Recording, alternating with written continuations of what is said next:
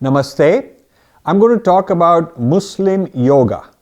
Many of you heard of Christian yoga and Jewish yoga and secular yoga, but you probably not heard of Muslim yoga. Now, the Muslim yoga stems from the fact that Muslims have discovered around the world that yoga is very useful. And they've also found it problematic to take the whole yoga as is without taking it apart, because there are many things they consider blasphemous, anti-Islam, according to their interpretation. I will go through that today. There is a wide spectrum of Muslim responses to yoga, from those who say it's bad, it should be banned, to those who say let's Islamize it. There is a Quranic yoga. You chant Quran while doing this kind of yoga. Then there is yoga where you don't necessarily have to chant Quran, but you remove many things, like Surya Namaskar, because they think you are worshipping a deity which they're not allowed to worship, or like Om and so on. You remove all that. And then there's yoga where it sort of remains silent on the question of whether it's good or bad. They just quietly do it as sort of medically good for you. And then there's also people who are okay with yoga being Hindu, and they as Muslims are practicing it. So we have a wide range of Islamic responses to yoga, and it's important for us from the dharmic point of view to understand what is it that they are trying to achieve in each of these postures towards yoga.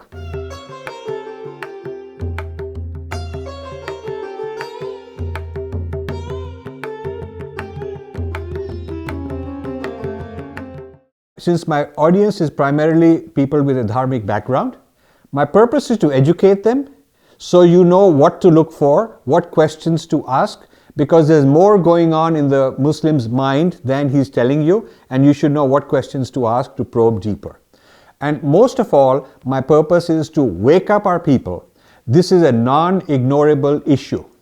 This is going on. Today, the Muslim yoga is in the same state of development as Christian yoga was, 20 years ago. And this Muslim yoga is coming in a very aggressive and serious way.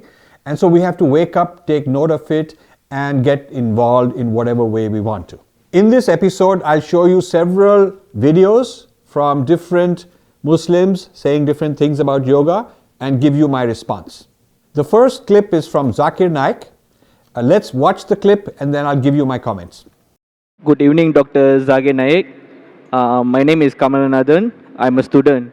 And my question is, a few years back, Malaysian Fatwa Council, they banned Muslims from doing yoga. They say it's against Islam. Is that true? Is it true from the point of Al-Quran? Thank you.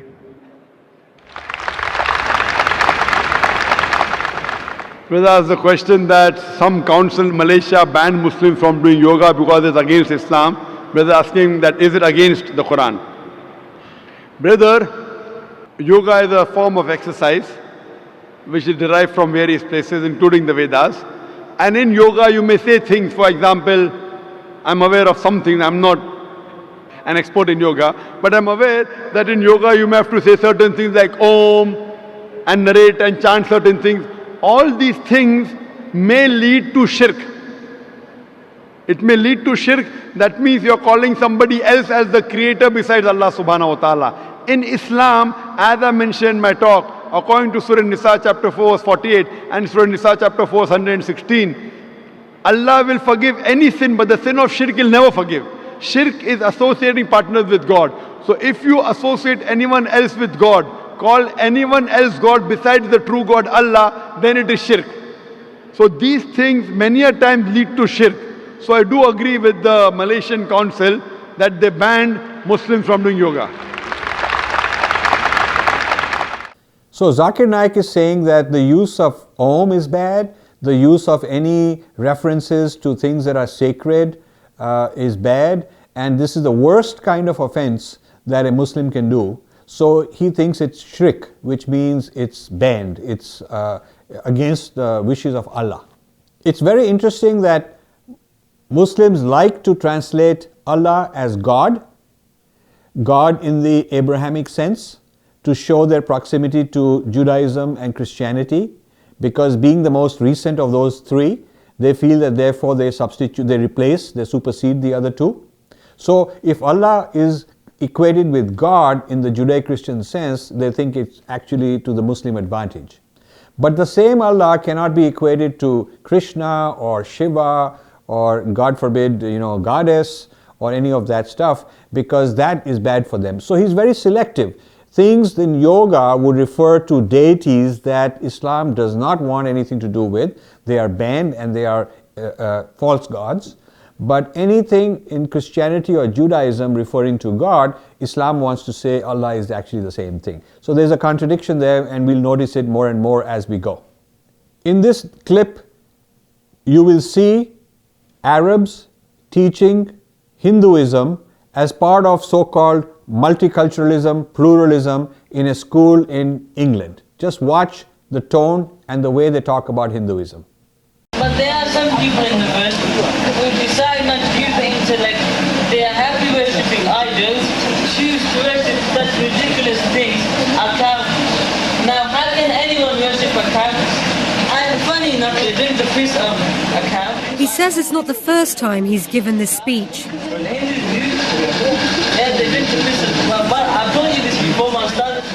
In 2009, government-approved inspectors praised the school for its interfaith teaching, saying, "Pupils learn about the beliefs and practices of other faiths and are taught to show respect to other world religions." It seems the inspectors weren't aware of teaching like this. He puts a question to the children about Hindus and other idol worshippers. Do they have any intellects? No. I will go from these worst case views that Islam has about dharma towards better and better ones as we proceed. Let's show you a map of all the Muslim countries in the world and their posture towards yoga. Many of them joined the International Yoga Day, and some of them did not.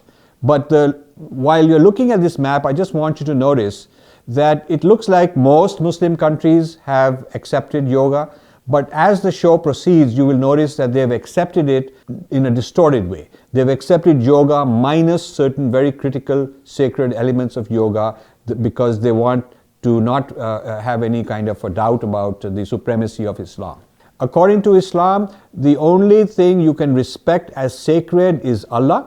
So even something which doesn't have an image, it's not image worship, something like Om, purely a vibration, you cannot chant it because they feel that when you're chanting it, you are assuming it's sacred, and that is not allowed.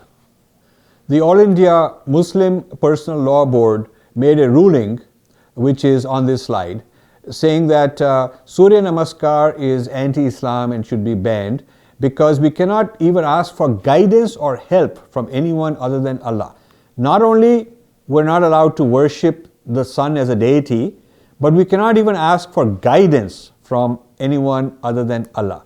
Prophet Muhammad in fact said that if you imitate other nations, so now there is this nation of Islam and other people are called other nations. So if you imitate the beliefs of any other nation, then on the day of judgment, when you die and you are going to be judged, you will be treated like you're a member of those other nations. And if they are infidels, they're going to hell, you will also go there. So this is a very serious offense according to the All India Muslim Board. Now Muhammad Kaif, well-known Indian cricketer, got into trouble because he posted some yoga asanas. And in his tweet, which is copied here, he said, Surya Namaskar is a complete workout for the physical system, a comprehensive exercise form without any need for equipment. Now, he got into trouble. A lot of people said, you're promoting Surya Namaskar, that is some kind of infidel thing. In response to all the criticism he faced, because it became a big controversy, Kaif Muhammad says, in all the 4 pictures, because he put up 4 pictures, I had Allah in my heart. He has to distance himself from the sacred element of Surya Namaskar and show that he is actually a good Muslim because he had nothing but Allah in his heart while he was doing those exercises. The controversy also affects Om.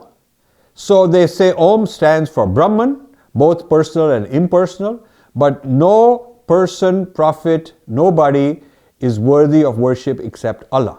So why don't they say Brahman is God, and so if since Allah is a name of God, it's the same thing. Why don't they say that? They will say Yahweh, Theo, all the biblical names for God are referring to the same person as Allah is, but Brahman they cannot accept because that would create some political problems, social problems for them in South Asia.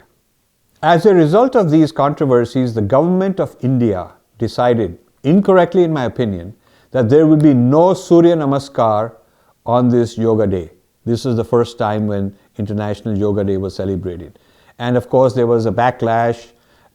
They said no Om, and then later they said okay, because Hindus complained, they said okay, there will be Om. So they went back and forth, making a political decision, a vote bank decision, rather than sticking to the integrity of what Dharma is and what Yoga is. The issue has also entered Pakistan, because you will see in the following clip that yoga is a very powerful movement in Pakistan. Pakistanis are full of praise for yoga, a lot of teachers all over the place, they're getting health benefits, they're very happy about it. So let's watch this clip.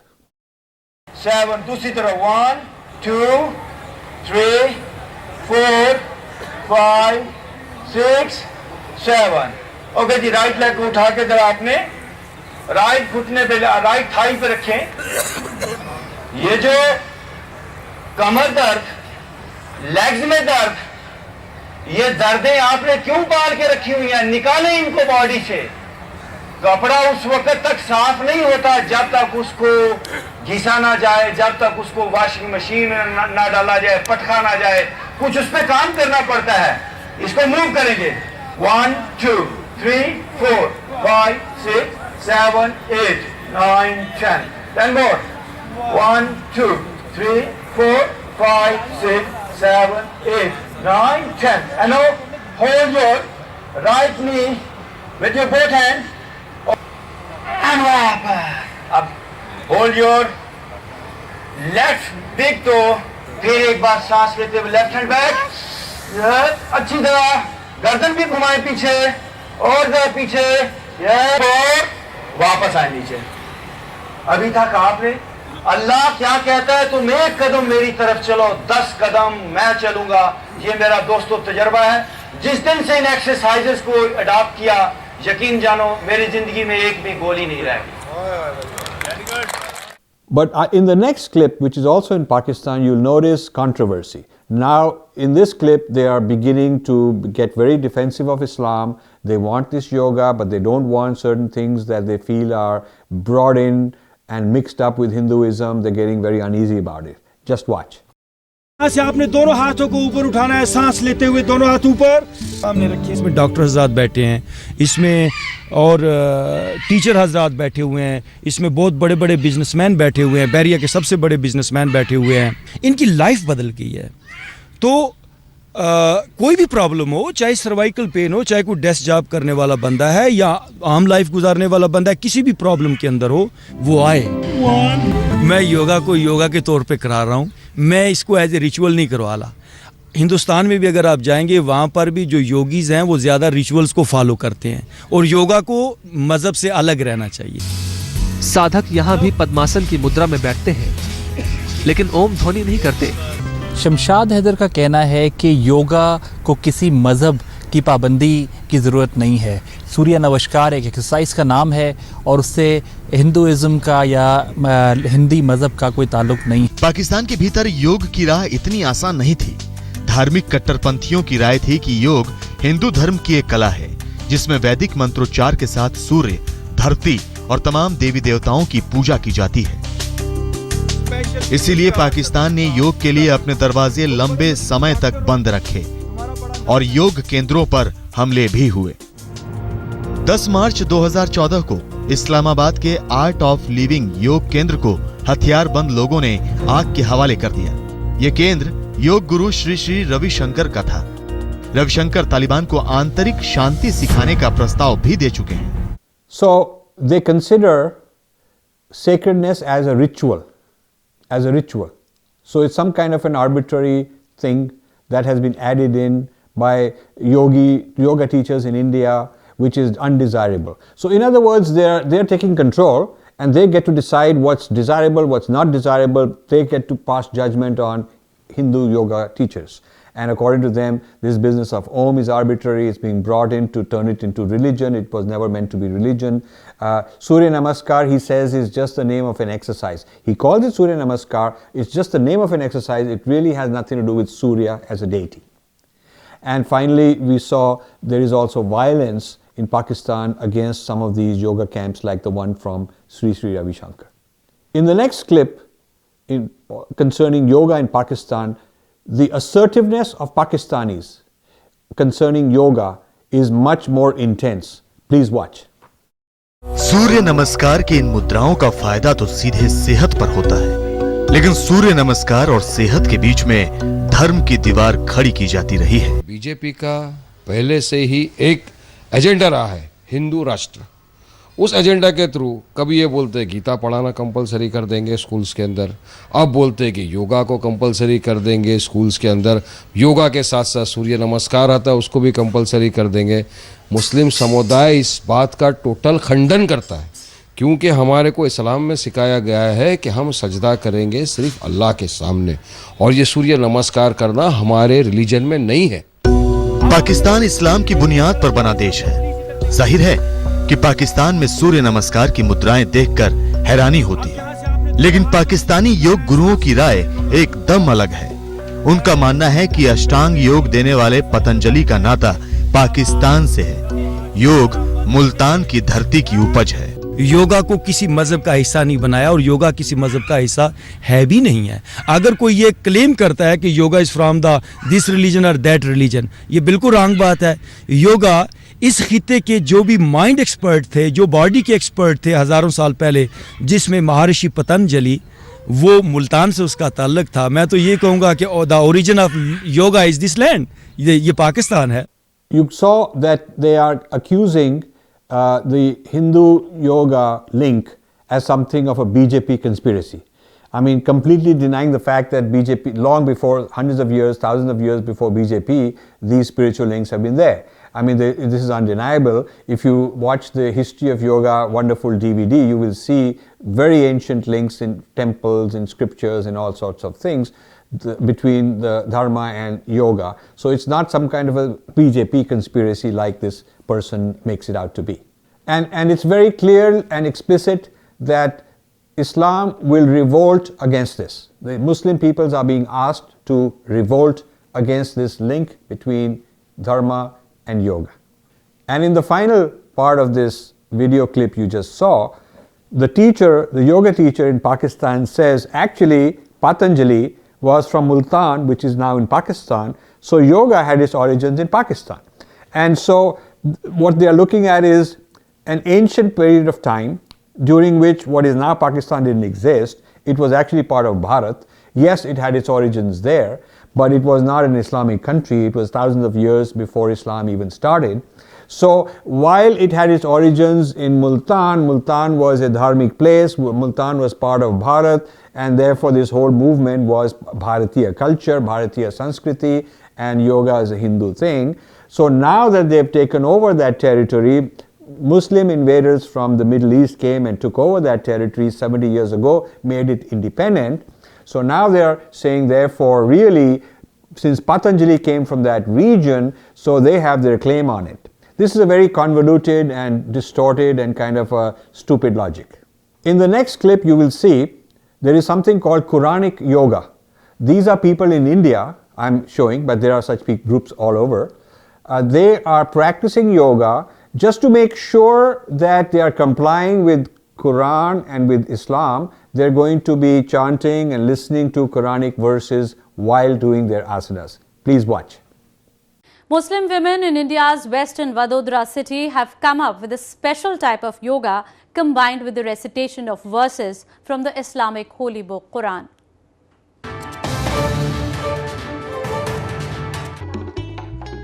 Muslim women in India's western Vadodara city have come up with a special type of yoga combined with Quranic verses.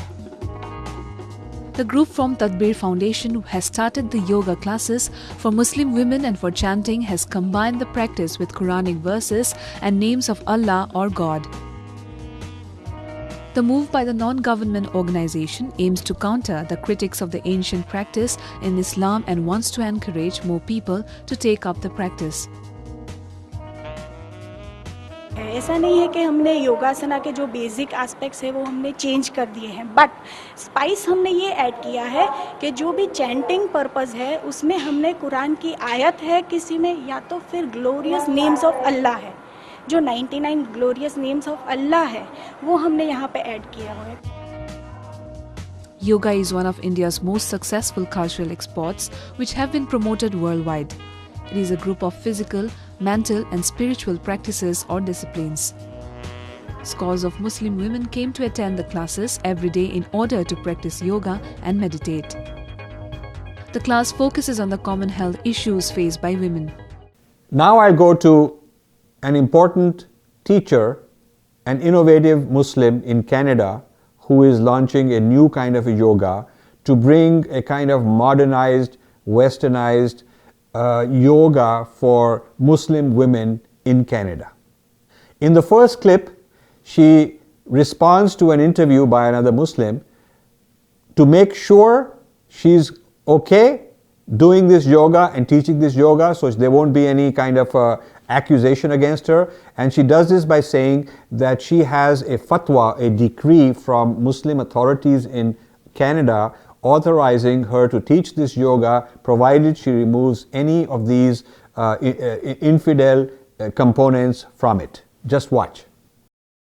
Imam Yusuf Badad and Sheikh Ahmed Khuti, especially Sheikh Ahmed Khuti, they've given a fatwa on yoga.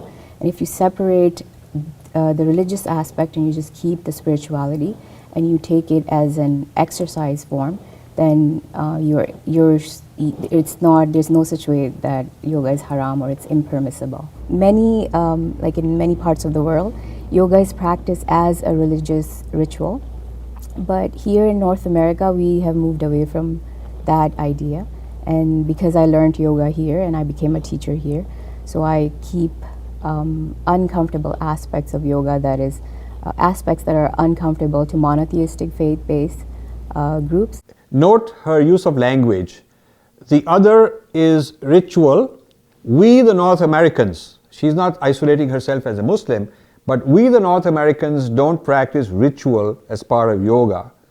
And we are wanting to be more compatible with monotheism. So again, that's a bigger canvas than Islam. It includes the majorities of North Americans, Jewish, Christians, Muslims, lumping them all together. So we, the North Americans, and we, the monotheistic faiths, don't want this ritual yoga. Interesting way of positioning herself. Notice in the next clip, pran, which is not the same thing as breath. It's a non-translatable. I've talked about it. Breath is the handle you can use to control the pran, but pran is bigger than breath. So notice how she translates pran as breath, and then it allows her to distort what she wants to say. Watch. Basically, there are different types of yoga. So you can take yoga as like just by postures, and you connect it with breath, and you require brain juice to connect breath, mind, and body together. So it's a connection of mind, breath, and postures. So you change your postures when you change your breath, and then also that requires a lot of brain work, mind work to do that. You have to be very focused. You see, once pran has been removed from the vocabulary, it's not part of the framework, and it's just there's mind, there's body, there's breath, and that's it. Then you can map then a whole part of yoga, what makes it distinct, how it's related to the sacredness of the body is gone, because the pran is the link, the bridge, the doorway to all of these dimensions. In the next clip, she says that Muslim yoga is something she has started specifically to do away with the chanting, which is problematic for Muslims. Please watch. It all started with my own health struggles. I ended up with health problems, so my doctor asked me to do some gentle exercises on a daily basis. So they suggested yoga for me. So I went to yoga studios. In some yoga studio, what happens is that they start chanting, and they chant that stuff. I'm not going to go into too much detail of that. They chant that makes a person coming from monotheistic faith very uncomfortable, because we believe in one God. We don't believe in, you know, worshiping idols or statues and all of that. So I'm like, you know, this is a good knowledge, because yoga is proved to improve your health, improve anxiety, depression. Breath work is great to improve lung volume, and also it helps you with knee pain, to fixes your posture. Everything is great about it, but maybe I can cater it to monotheistic community, especially because I'm a Muslim, so especially to Muslim community. So I decided to become a teacher, and then I went and got my certification. And here you are. Yeah, here I am. So was it ultimately, it was these where you noticed that you wanted to give people a safe space, a culturally appropriate space? Yes. It was this that inspired you to start Move and Improve. Notice in the clip you just saw, again she uses monotheism as the big umbrella under which she locates herself, because then she expects to get political support from mainstream Canadians who are not Muslim but Jews and Christians, wants to say, look, I'm doing this on behalf of all of us, monotheism, because this thing should not be entering yoga, this thing that, you know, these non-monotheistic people have brought in, these rituals and chanting, we don't want to accept. So she's looking for camaraderie and support with the biblical traditions. In the next clip, she uses this spiritual but not religious identity, which is very common in Canada, USA, Europe. She uses that to her advantage to show that she's one of them in dismissing and rejecting yoga's dharmic links. Within Islam, Right. I have to ask because I'm sure people are wondering, is yoga permissible in Islam? So that is the biggest question I get asked, because I'm a Muslim woman. And then people say, you are a yoga teacher, is that something, right? If we remove the religious aspect of yoga but keep the spirituality, there's a difference between religion and being and following a spirituality. So explain that to me a little bit. What do you mean by that? So religion is following a particular way of life, a particular ideology. Spirituality can be different. Spirituality can be common among all people. Like things like be kind, be true, don't steal. And these things are very common values that are part of humanity, you can say. And you would equate this to spirituality to a certain extent. That's spirituality. And religious is like certain ways of worshipping God and stuff. So I've taken that out. In the next clip, she's very, very clear that she's digesting yoga in order to facilitate Muslim comfort with this kind of an Islamized yoga or secularized yoga or spiritual but not religious kind of yoga. Let's watch. I'm catering it specifically to Muslim community so that when they practice it, they don't have to go through uncomfortable aspects of yoga. And what are some of those Islamic elements that you've incorporated to make yoga more Muslim friendly, for lack of a better word? First of all, I've taken out the chants that are, of course, they're not monotheistic faith friendly. I've taken that out. And then I ask people to find their own resources when I take them to meditation, to breath work, and also during the practice of yoga. I ask them to tap into their own resources. Then I ask them to do their own adhkar, like remembrance of God in their own ways. I've made them very comfortable, and they actually really enjoy it. And I started about 3.5 years ago, and what I've started to see, I started as a yoga teacher, but now when I go to my classes, I've seen people the way they were 3 years ago and now how they are. So I've seen people with their knee pain disappeared, their back pain disappeared, their asthma is much better, their anxiety, their depression is gone, they're sleeping better, their insomnia is gone. So all these benefits that I'm seeing, so what I'm doing is that I'm designing yoga series so that it caters to every health, different health problems. So it helps with different health problems. It's not like a doctor's diagnose or something. So it helps with that, and I use that knowledge and take it towards Muslim community, and now they're more receptive. In this final clip from this particular teacher, note the various projects she talks about her studio supporting and how this money is going to be used to spread their ideology, support people from their culture, their religion. So it's not just a yoga movement, it's a way to use the yoga movement, generate funds, and use them for various purposes. Please watch. This is my studio where all the action happens. I'm designing this yoga series particularly catering to Muslim community. So I do realize that lots of people have stereotype or some negative ideas about yoga, and I do understand where they're coming from, and that is the very intention, that is my very intention, to take all that aspect from yoga that makes the Muslim community uncomfortable, take it all out, any chanting, any of the mantras and whatever, take that out and give yoga to Muslim community the way I teach here, the way I make it comfortable for the attendees to follow that practice, and that has offered so much benefit to its members here in Move and Improve Canada studio. This is what I'm offering. Inshallah, we're launching that service next month as an Eid gift to all of you. And it is more than just that yoga series to be practiced by Muslims at home. It is more than that, because the part of your purchase will be donated to Muslim Welfare Center. It is considered as a sadaqah jariyah. So with this service of Move and Improve Canada, this online service that you will be inshallah getting next month, you will be part of taking care of your health. Not just that, you'll be actually helping lots of needy people out there in the third world countries. So it is a very beautiful initiative, and the more you're going to share that service with others, the more reward will be increased in your account. Because if somebody else will take part of that service, somebody else will make use of that service.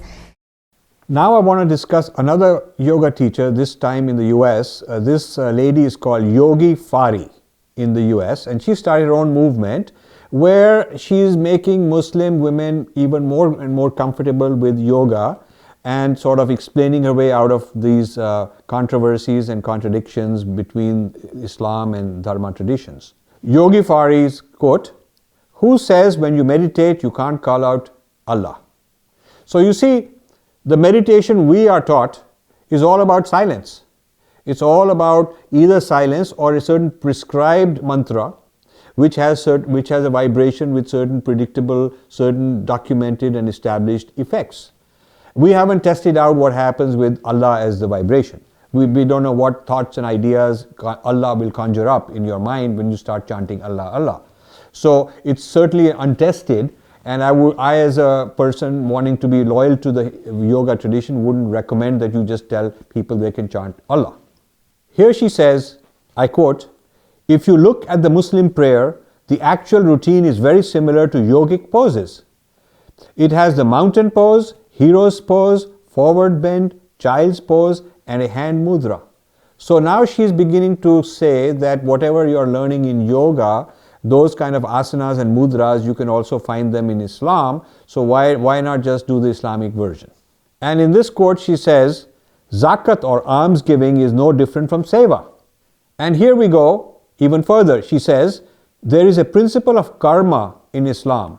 Muslims don't believe in rebirth, but you will be rewarded or punished for your deeds in the afterlife." The problem is she's translating karma as simply, being rewarded in the afterlife or punished in the afterlife, but there is no reincarnation, there is no past life, future life, it's all one life followed by eternal hell or heaven. This distorts and really creates a problem for the integrity of the karma idea. Those of you who want to go deeper should read my non-translatables, where I have described why karma cannot be translated in this kind of a way.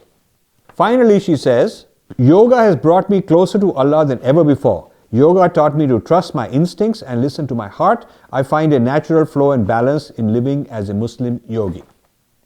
So you see, she wants the yoga, it's benefiting her. At the same time, she wants to protect herself with other Muslims so they don't criticize her and don't attack her.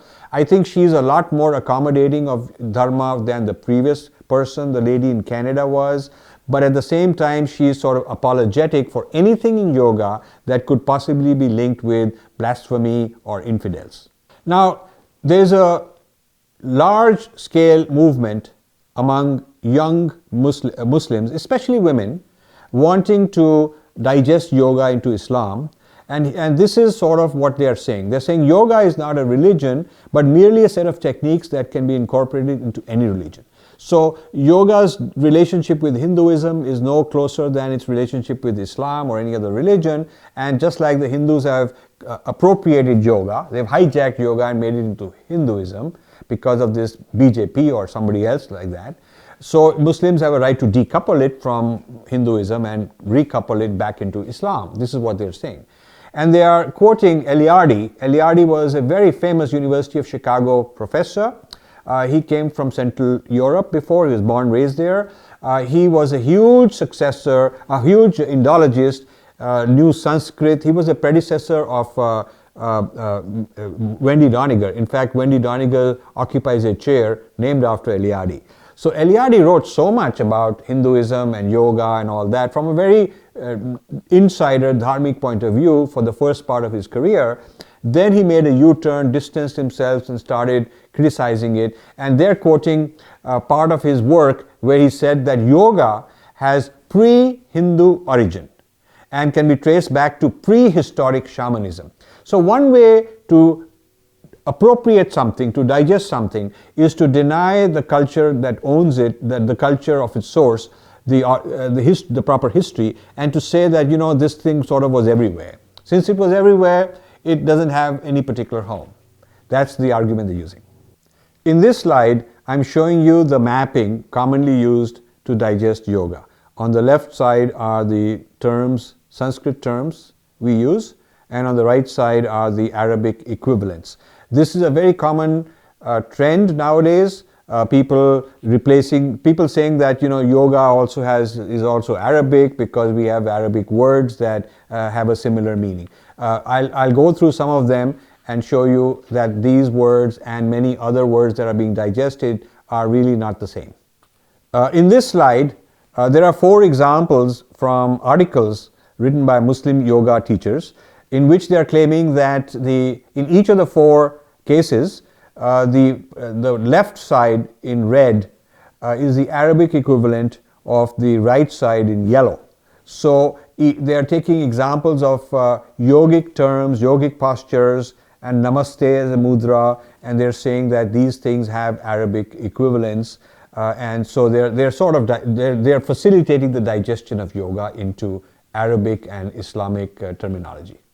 So salat or prayer, they're saying incorporates all the asanas. I mean, you have standing, stretching, inverted postures, seated and twists. All of these, they have incorporated and easy for everyone.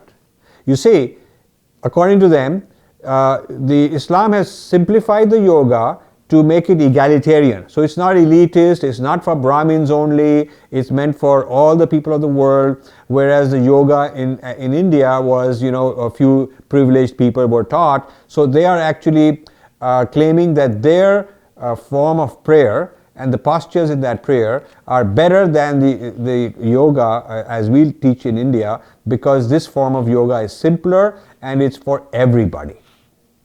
Now this is quite interesting. They're claiming that even Kundalini is found in Islam because Prophet Muhammad ascended to heaven riding a beast with the head of a woman. So the feminine in Kundalini, they're saying that Prophet Muhammad goes to heaven riding a beast which had the head of a woman through the 7 heavens to reach the throne of God. So the 7 chakras they feel are already described because there are 7 heavens.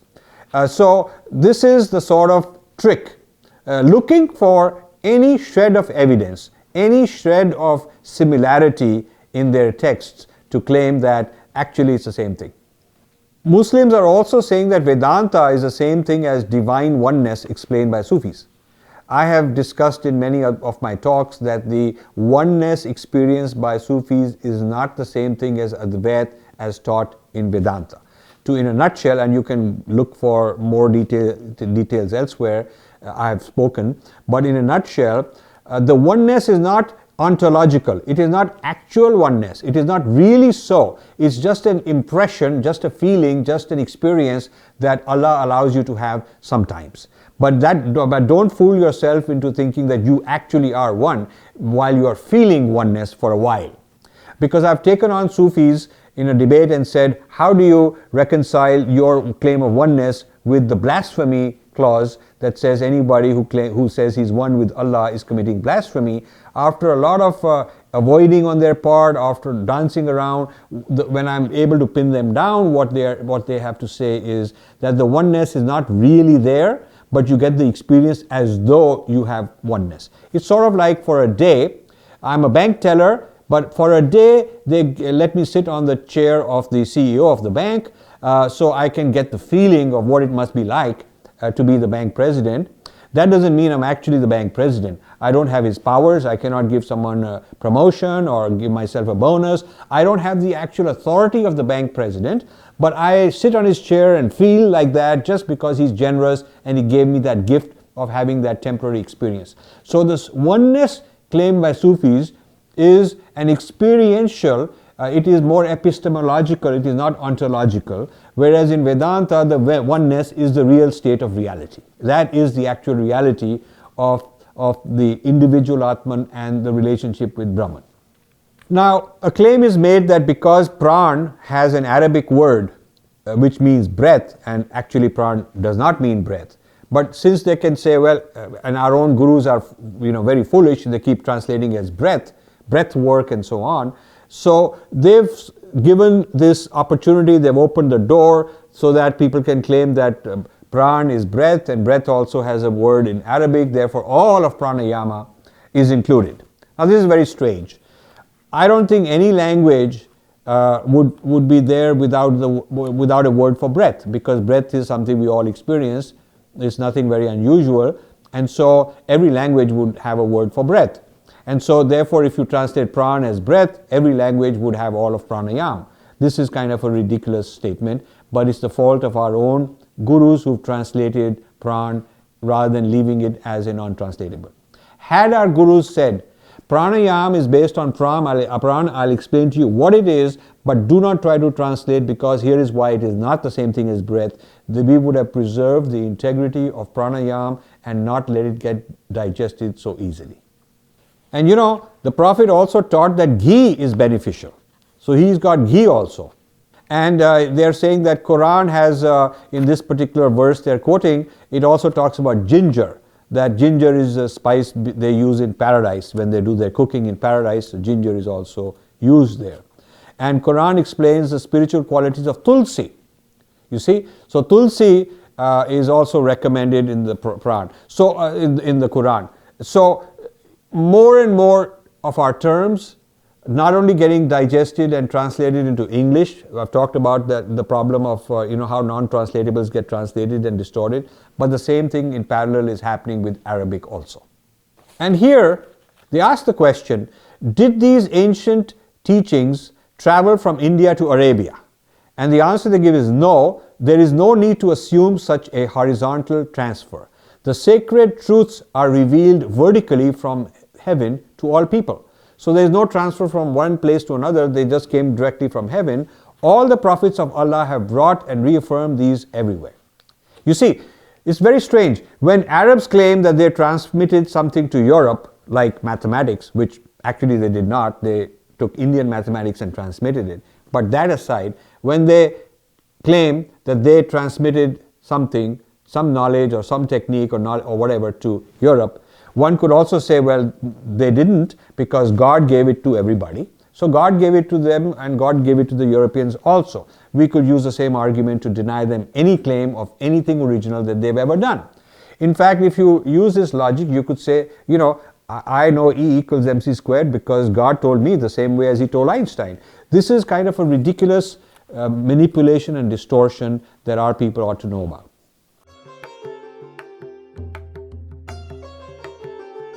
I want you to notice that the entire discussion by Muslims across the spectrum has been in their framework.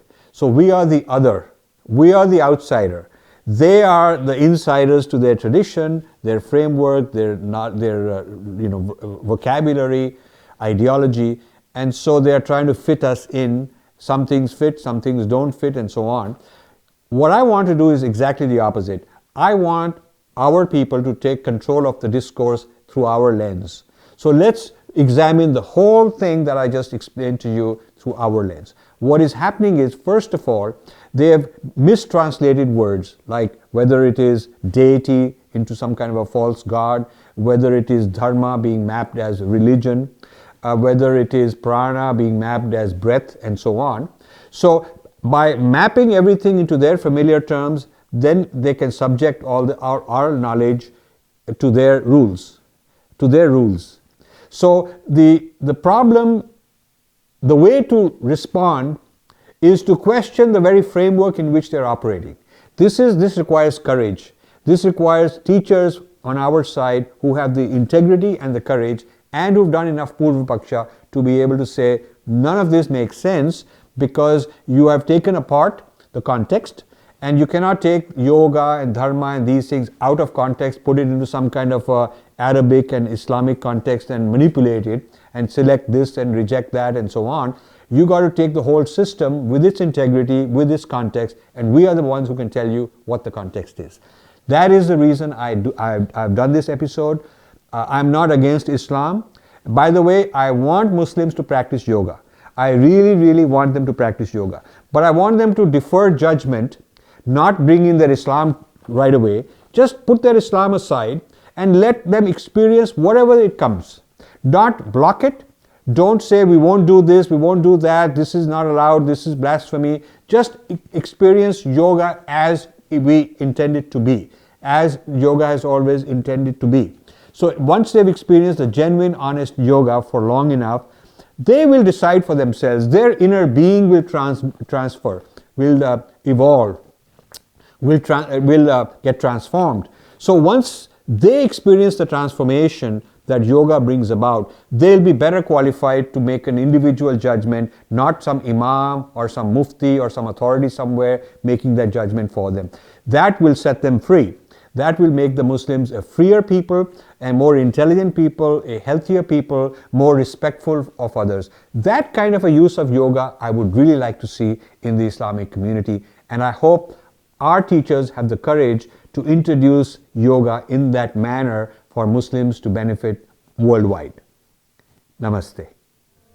To help me, you can go to the subscribe button on my YouTube and subscribe. We need more subscribers there. Secondly, I get lots of emails on people saying, how do we donate? How can we help you? You go to rajivmalhotra.com or you go to infinityfoundation.com and you can hit the donate button. If you're in a foreign country like in the US or somewhere, you can donate in dollars. There are different ways mentioned. If you want to donate in rupees, there is a column called Infinity Foundation India, and you click that and there are instructions on how you can donate in India.